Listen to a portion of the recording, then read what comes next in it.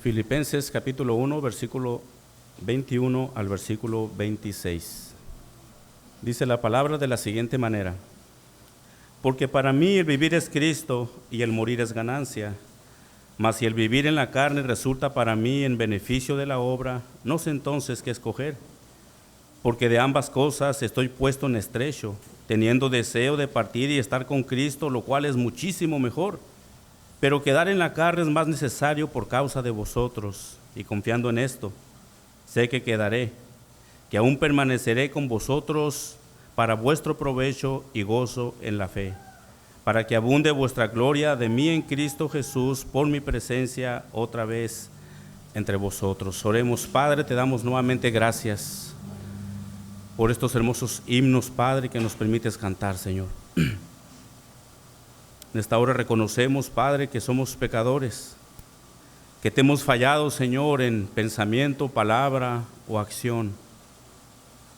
Y hoy venimos, Señor, a su presencia, ante su trono de gracia, para suplicar que perdone nuestros pecados. Padre, te pido por tu palabra, Señor. Sé que ella es santa, es bendita y es como esa agua purificadora, Señor. Por lo cual hoy anhelamos que por medio de ella tú nos purifiques y nos santifiques. Quite toda distracción que pueda haber, Señor, y toda preocupación. Y si hubiese una preocupación en nosotros, que sea, Padre, que si al momento de partir de este mundo podamos estar con usted por una eternidad. Y de no ser así, Señor, que en esta hora, Señor, tú salves al pecador, salves al perdido, salves en tu misericordia a aquel que aún no se ha puesto a cuentas contigo, Señor. Confiamos en esto, Padre, y por los méritos de tu amado Hijo Jesús oramos. Amén. Como ya lo dijimos, continuamos con nuestra serie en la carta del apóstol Pablo a los Filipenses. Para refrescar un poco nuestra memoria, aprendimos en el último sermón, recordemos que de los versículos 19 al 21, donde miramos cómo Pablo manifiesta una profunda confianza en que en el tiempo de Dios él será librado de su encarcelamiento. Él estaba convencido de cómo el Señor obraría por medio de las oraciones de sus hermanos en la fe, y así como mediante el sostén y la provisión del Espíritu de Jesucristo, quien fortalecía su ánimo y aseguraba su esperanza. También aprendimos el significado que tuvo para Pablo la declaración del versículo 21, donde él afirmó que su vida entera estaba dedicada a agradar y servir a nuestro Dios. Para él, vivir significaba seguir cumpliendo fielmente la misión encomendada por Cristo, y si el cumplimiento de este servicio llegaba al momento de su muerte, esto no sería una pérdida, sino una ganancia gloriosa, pues implicaría estar en la presencia del Señor, a quien tanto él amaba. Ahora en estos versículos veremos cómo el apóstol Pablo, aunque anhelaba profundamente estar con su Señor, reconocía el amor hacia el Evangelio y a sus hermanos en la fe, que lo llevaban a aceptar su permanencia en esta tierra para la edificación y gozo espiritual de sus hermanos. Estos versículos nos ayudarán a examinarnos de una manera sincera para ver si como creyentes nuestro anhelo de permanecer en esta tierra es con el propósito de edificar, fortalecer y fomentar el crecimiento espiritual de los demás miembros del cuerpo de Cristo. Ahora, después de expresar a su audiencia que estaba dispuesto a entregar su vida por Cristo, el apóstol nos deja ver la lucha interior que había en él. Por un lado, anhelaba partir con su Señor. Por otro lado, reconoce la necesidad y el beneficio de permanecer en la tierra para continuar sirviendo y edificando a los demás creyentes. Con todo esto en mente, pongan sus ojos rápidamente en la primera frase del versículo 22. El apóstol Pablo dice a sus lectores: mas si el vivir en la carne resulta para mí en beneficio de la obra, no sé entonces qué escoger. Sin duda Pablo era plenamente consciente de que continuar viviendo en este cuerpo, como él mismo lo expresa, vivir en la carne, implicaría enfrentar sufrimientos y dificultades. Sin embargo, nada de eso le era motivo de desánimo, pues comprendía que el sufrimiento que padeciera en vida ayudaría al avance del Evangelio, y para él ese era el propósito supremo y la mayor prioridad.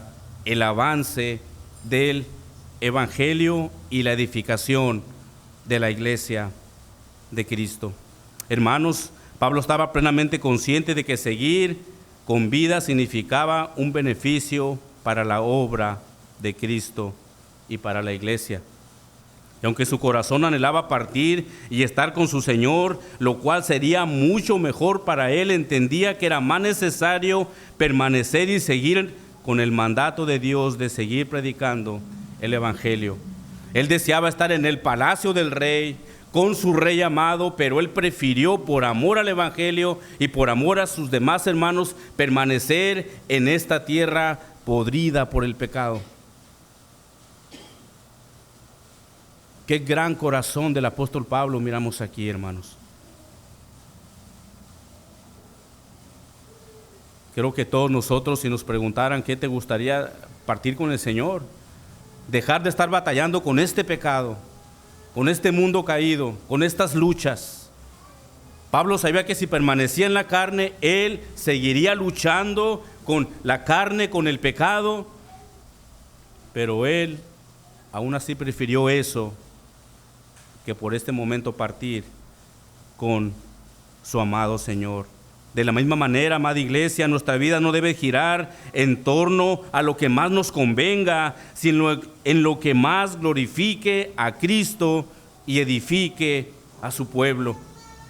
Mientras el Señor nos dé aliento de vida, vivamos con ese mismo propósito, que nuestra vida sea útil para el beneficio de los demás. Eso es parte de la iglesia.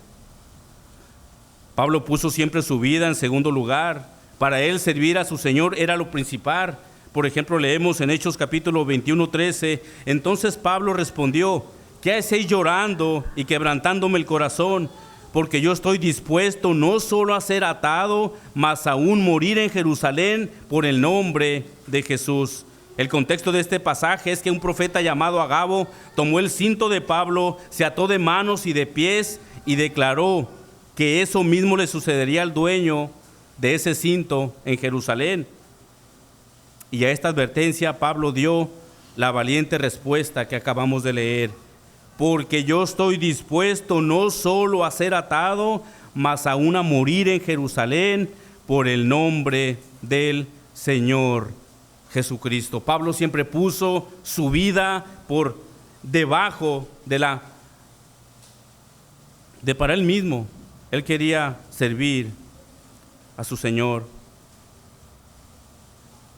Así como Pablo no puso su vida por encima de su llamado a servir a Cristo, nosotros también estamos llamados a vivir con ese mismo compromiso y entrega. Nuestra fe no debe ser solamente un sentimiento o palabra, sino una dedicación real que nos impulse a sacrificar, hermanos, comodidades, planes personales y hasta nuestra propia seguridad cuando sea necesario por el propósito del avance del reino de Dios. Ese debe ser, como iglesia, nuestro máximo propósito. Qué ejemplo del apóstol Pablo. Y que esto nos haga meditar en qué tan dispuestos estamos para servir al Señor. Y si es necesario sufrir por su causa, poniendo siempre el servicio a Dios y a nuestra iglesia por encima de nuestro propio bienestar. Hermano, hermana, ¿estás realmente viviendo de tal manera que cada día en tu vida contribuye al crecimiento del reino de Dios y al bien espiritual de nuestra iglesia? ¿De qué manera estás utilizando tu tiempo diario para servir y edificar a tu iglesia local? ¿Tus decisiones o prioridades reflejan un compromiso auténtico con la obra del Señor o están centradas en tus propios intereses? Lo que yo me gusta, lo que yo quiero hacer. Recuerda, mi hermano, que vivir para la gloria de Dios implica que cada aspecto de nuestra vida, ya sea trabajo, familia, tiempo libre o servicio, se convierta en una oportunidad para contribuir al avance del reino de Dios. ¿O qué concepto tienes tú de ser cristiano? Para ti, ¿qué significa la iglesia? Mira el concepto tan elevado que el apóstol Pablo tenía de la iglesia. A él no le importó sufrir, pasar hambres, naufragios, ser azotado, con amenazas de muerte, con tal de que el evangelio de Cristo fuera llevado aún más allá. Hermanos, ¿qué significa para ti verdaderamente la iglesia? Ser cristiano no se trata solamente de ocupar un lugar en la iglesia cada domingo, escuchar al predicador para luego regresar a casa y olvidar lo que has escuchado. Esto es religiosidad.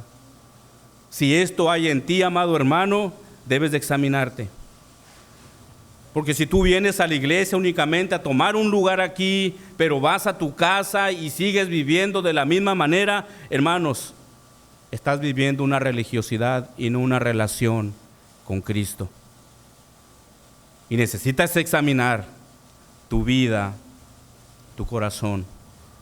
La vida cristiana implica una comunión, servicio mutuo, amor fraternal y un compromiso real con el cuerpo de Cristo.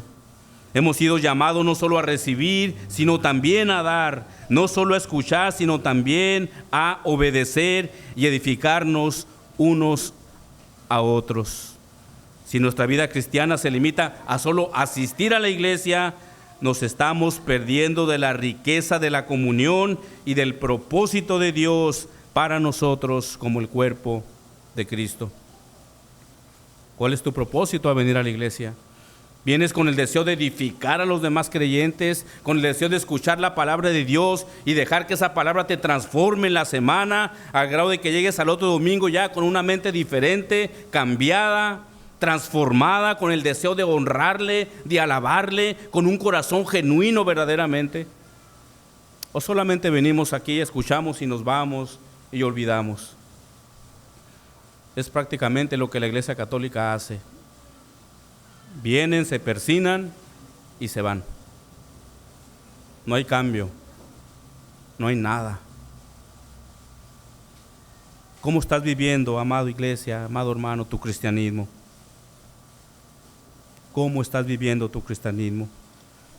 Recuerda que como creyente, cada uno de ustedes es necesario. Cada uno tiene un don para edificar a los demás. Y cuando no participamos activamente, el cuerpo de Cristo está, por un sentido, incompleto. Recordemos que la verdadera vida cristiana es vivir para Cristo y en consecuencia vivir también para su iglesia. Somos un organismo vivo que nos necesitamos unos a otros. Sigamos el ejemplo de Pablo, quien a pesar de las dificultades puso el beneficio de la obra y edificar a sus hermanos por encima de sus propias circunstancias. Hermano, si nos metiéramos verdaderamente a la vida de Pablo por un momento, imagínatelo, él preso. Y no eran las cárceles como las del Hongo, las que están aquí, o aquí en la cárcel de aquí. Oh, hermanos, eran cuevas heladas, frías. Pero Pablo miró aún por encima de eso el deseo ardiente de edificar a la iglesia de Cristo, aún estando en esas condiciones. Aún estando en esas condiciones. Que nuestro anhelo sea no solo vivir, sino vivir para Cristo y para su obra, confiando en que nuestro servicio es la edificación y resulta bueno para la obra de Cristo. Ahora es importante aclarar que cuando Pablo habla de vivir en la carne en este pasaje, no se refiere a vivir en pecado como sí ocurre en otros textos de la Escritura. Por ejemplo, 2 Corintios 7:1, donde Pablo exhorta a los creyentes a limpiarse de toda contaminación de carne y espíritu, perfeccionando la santidad con temor de Dios, claramente aludiendo a una vida apartada del pecado. En nuestro texto, la expresión vivir en la carne se refiere simplemente a la permanencia en el cuerpo físico y a la existencia terrenal. Y es importante hacer esta aclaración para que ninguno de los presentes pueda llegar a pensar erróneamente que Pablo estaba hablando de vivir en pecado o en desobediencia. Más bien, Pablo enfatiza que, aunque todavía está en este cuerpo, su propósito y enfoque permanecen firmes en servir a Cristo con fidelidad, independientemente de cómo Él se encontraba. Verso 22, pongan sus ojos ahí. Mas si el vivir en la carne resulta para mí en beneficio de la obra, no sé entonces qué escoger. Recordemos que en el versículo 21 Pablo había declarado que para él el vivir es Cristo y el morir era ganancia.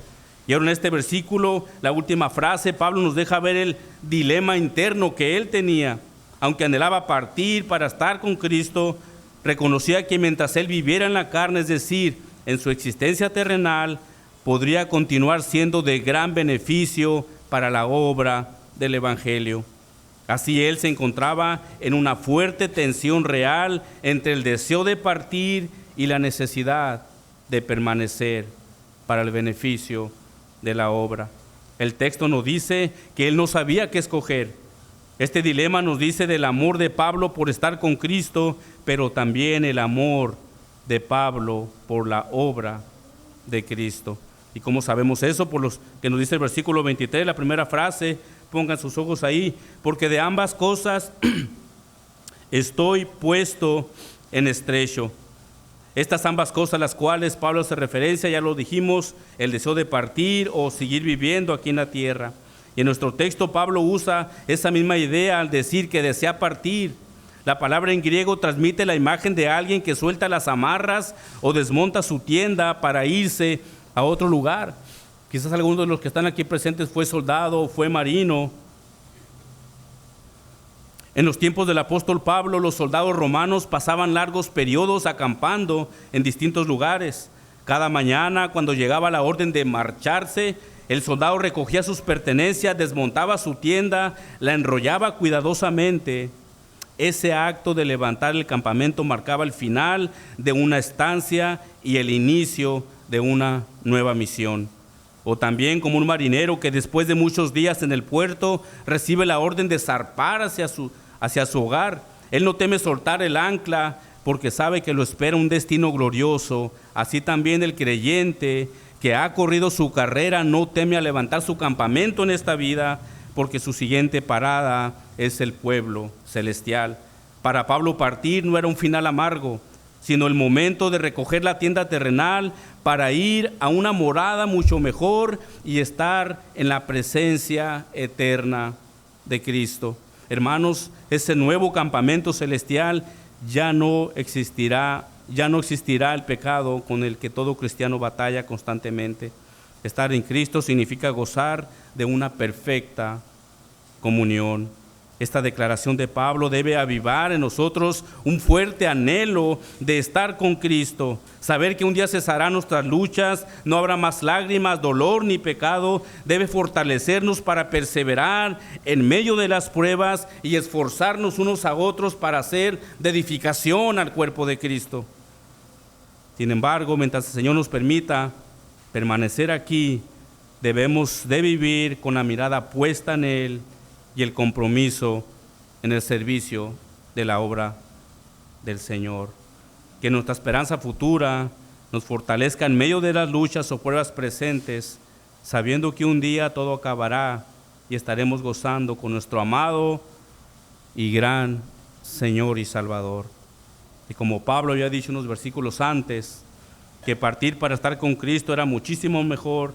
De la misma manera, todo creyente que está preparado para morir podría afirmar lo mismo que Pablo dijo.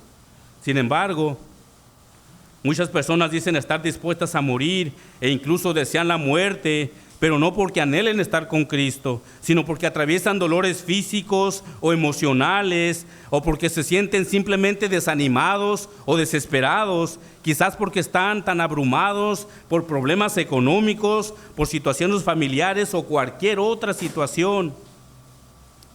Por lo tanto, estas situaciones pueden convencer a las personas que al morir escaparán de su miseria y que la muerte es la puerta para resolver sus problemas. En Estados Unidos, como en muchas partes del mundo, este tipo de situaciones llevan al homicidio. Muchos toman un arma, se dan un disparo en la cabeza porque piensan que acabando con eso, con su vida, se acabarán sus problemas. Pero si estas personas mueren sin haber respondido al llamado del Evangelio, lejos de encontrar una solución a sus problemas, se enfrentarán a una miseria infinitamente más dolorosa. ¿Cuál es? La separación eterna de Cristo.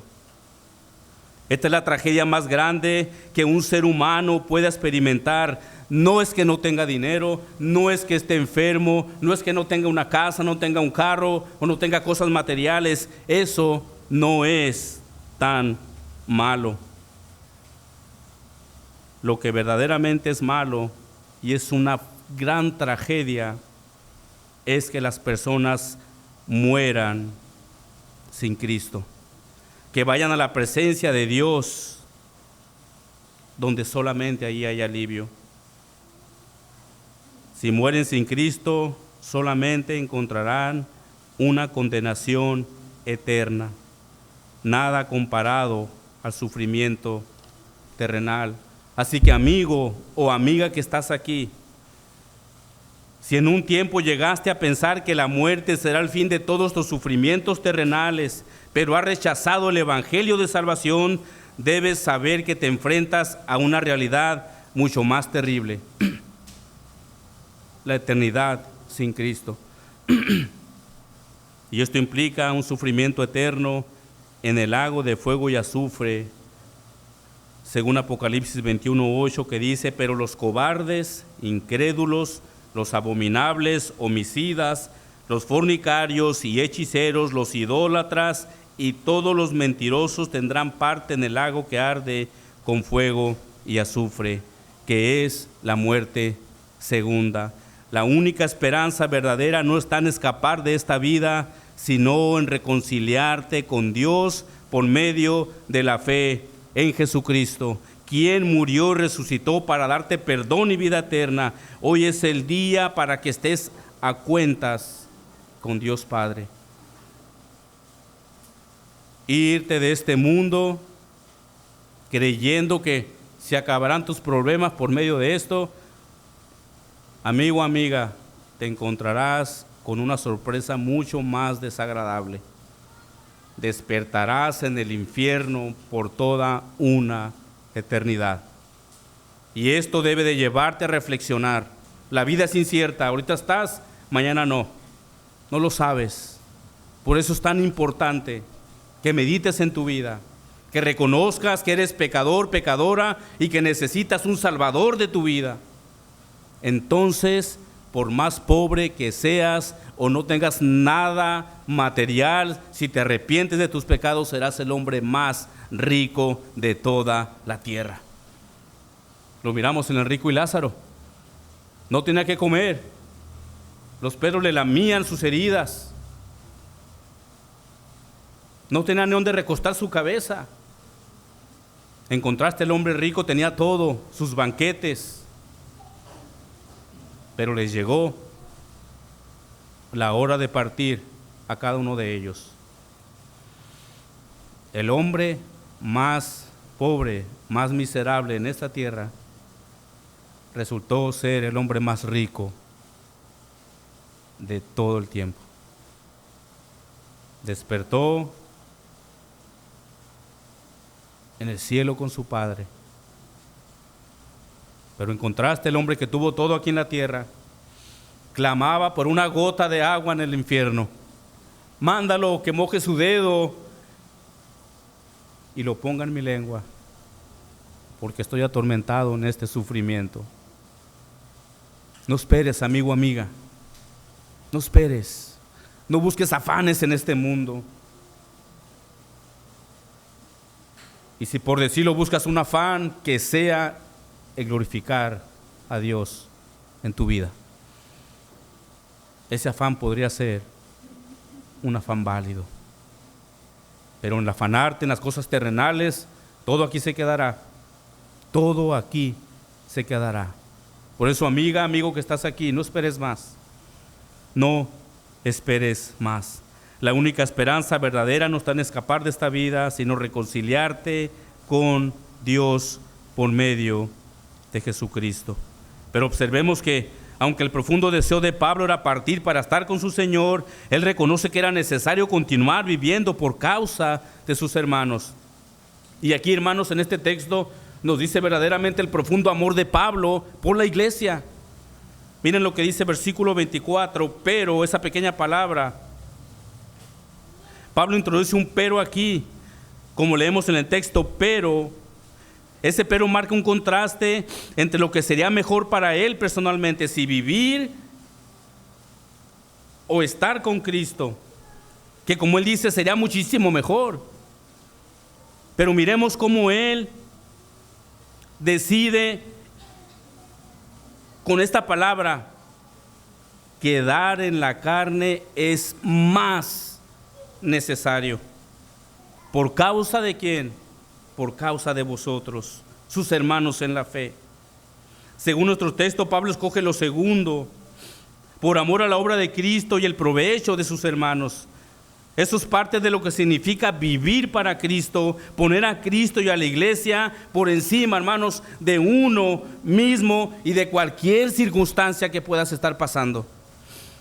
Su vida no estaba centrada en sus propios deseos, sino en cumplir con fidelidad la tarea que Dios le había encomendado, velar por el crecimiento espiritual de sus hermanos filipenses y llevar el evangelio a donde fuera posible. Su amor y compromiso con la iglesia lo llevaban a interponer el bienestar espiritual de los demás a sus propios anhelos personales, mostrándose dispuesto a seguir viviendo para su edificación y crecimiento de sus hermanos filipenses. Como miembros del cuerpo de Cristo, amados, tenemos una responsabilidad mutua: orar unos por otros, alentarnos en medio de las pruebas, confrontarnos en amor cuando sea necesario y trabajar juntos para que la fe de la iglesia se siga fortaleciendo. Permanecer en esta tierra es una oportunidad dada por Dios, escucha, hermano, para que tú puedas edificar a los demás creyentes. Medita en esto en un momento, hermano. ¿Estás aprovechando el tiempo de vida que Dios en su gracia te concede para el beneficio de la obra del Señor? Tú no sabes si mañana vas a despertar como creyente y como no creyente, pero va dirigido a los creyentes. ¿Estás aprovechando hoy tu tiempo para edificar a tus hermanos en la fe?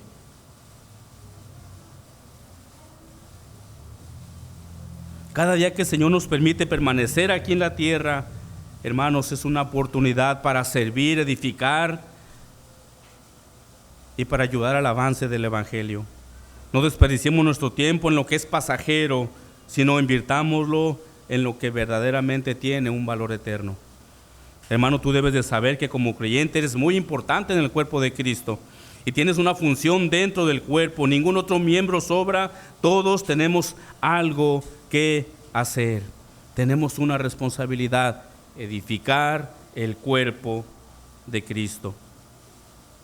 Y precisamente en ese sentido de responsabilidad es lo que dice Pablo en el versículo 25, ponga sus ojos en esto, y confiando en esto. La primera frase es la misma que él usó en el versículo 6 de este mismo capítulo, donde leemos: estando persuadido de esto, y contiene una nota de seguridad, sugiere la responsabilidad de que Dios le hubiese revelado al apóstol Pablo que no iba a morir en aquel momento. Él estaba confiado de que él no iba a morir. Su deseo era seguir edificando a sus hermanos y a las demás iglesias. Y confiando en esto, dice el versículo, sé que quedaré, que aún permaneceré con todos vosotros. Pablo, confiando en las oraciones de sus hermanos en la fe y en la suministración del Espíritu de Jesucristo, afirma que él seguirá con vida y tendrá la oportunidad de verles nuevamente. Aunque para Pablo partir y estar con Cristo era lo más anhelado, entendía que su permanencia en esta vida resultaría más necesaria para el progreso y el gozo de la fe de los creyentes. Por ello, el saber que permanecería con los creyentes filipenses un poco más, no pensaba emplear ese tiempo de intereses personales, sino invertirlo plenamente en el beneficio espiritual y el fortalecimiento de la iglesia local. Ahora miremos que el apóstol Pablo usó la palabra provecho y tiene la idea en el griego de un soldado romano marchando con su legión a través de un espeso bosque. No hay senderos claros, la maleza y los árboles bloquean el paso. Entonces un grupo de hombres va al frente cortando ramas, despejando el terreno para que todo el ejército pueda avanzar con más facilidad. Ese acto de abrir camino, aunque es arduo y muy peligroso, asegura el progreso de todos los que vienen atrás de él.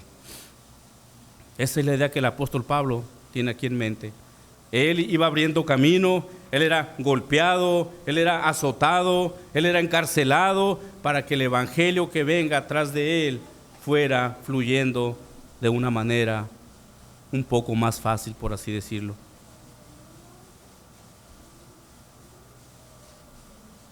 Esa misma palabra también de provecho también se puede traducir como progreso. Y es la misma que él usó en el versículo 12, que dice: quiero que sepáis, hermanos, que las cosas que me han sucedido han redundado más bien para el progreso del evangelio. Pablo se veía a sí mismo como alguien que a través de su enseñanza, su ejemplo y hasta sus sufrimientos abría camino para que otros creyentes pudieran crecer espiritualmente y avanzar con gozo en su fe. Pablo, aún encarcelado, no pensaba en sí mismo, sino en abrir camino para que otros pudieran avanzar. Esa es la idea de la palabra provecho: cortar la maleza, quitar los obstáculos, limpiar el sendero para el pueblo de Dios. Así como Pablo trabajaba para que la iglesia progresara, también nosotros debemos preguntarnos: ¿qué estoy haciendo para que otros crezcan en su fe? Mi hermano, cada oportunidad que Dios nos da de llevar el evangelio es abrir caminos para que otros puedan encontrar ese evangelio de salvación. Avancemos juntos como iglesia, proclamando el evangelio, abriendo caminos para que otros puedan llegar a él. Pero miremos cómo Pablo define el gozo de la fe en este versículo 25: y confiando en esto sé que quedaré y aún permaneceré con vosotros para vuestro provecho y gozo en la fe. El gozo de la fe de la cual Pablo escribe es esa alegría profunda que no depende de las circunstancias, sino de la certeza de permanecer a Cristo. Hermanos, esto nos enseña que no basta con crecer en conocimiento bíblico, nuestra vida debe estar empapada del gozo de Cristo.